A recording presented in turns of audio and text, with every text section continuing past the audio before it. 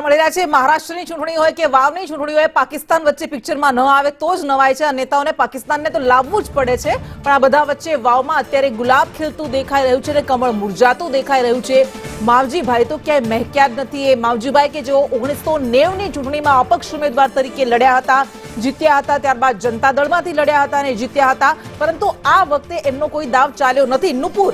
2002ની વાત છે કે જ્યારે આખા ગુજરાતમાં એક મોદી વેવ જોવા મળ્યું હતું અને એ સમયે પણ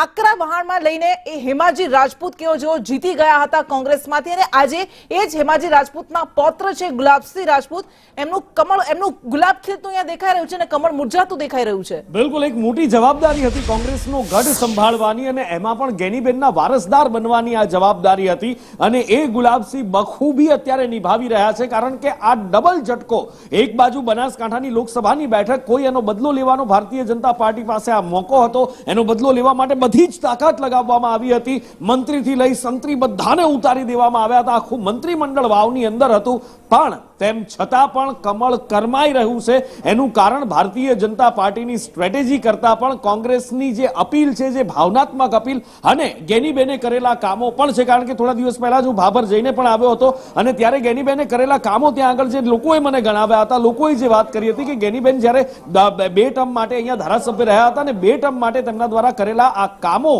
એ જ કામો અત્યારે બોલી રહ્યા છે જનતાની વચ્ચે જ્યારે જાય છે લોકો તો જનતાની વચ્ચે ગેનીબેનના કામની વાત કરે છે અને એ જ વારસો આજે ગુલાબસિંહને સંભાળતા દેખાઈ રહ્યા છે એવું દેખાઈ રહ્યું છે કે આ લીડ કાપવી હવે સ્વરૂપજી માટે અસંભવ થઈ ચૂકી છે નેક્સ્ટ ટુ ઇમ્પોસિબલ કદાચ કહીએ તો પણ ખોટું નથી જોઈએ કે હજી 8 રાઉન્ડ પત્યા છે 23 રાઉન્ડ છે 23 રાઉન્ડમાં ગુલાબસિંહ કેટલી લીડ કરે છે હવે કદાચ સવાલ એ રહ્યો છે આમાં કૃષ્ણા અને જોવાનું એ છે કે કોંગ્રેસ કેવી લપડાક મારી શકે છે અથવા તો આ લીડ કવર થઈ શકે છે કે કેમ એ પણ એક મોટો સવાલ છે કારણ કે લીડ સતત વધી રહી છે એક પણ રાઉન્ડની અંદર કદાચ પહેલા રાઉન્ડની અંદર સ્વરૂપજી આગળ હતા પણ બીજા રાઉન્ડથી જે સિલસિલો શરૂ થયો કોંગ્રેસનો આગળ વધવાનો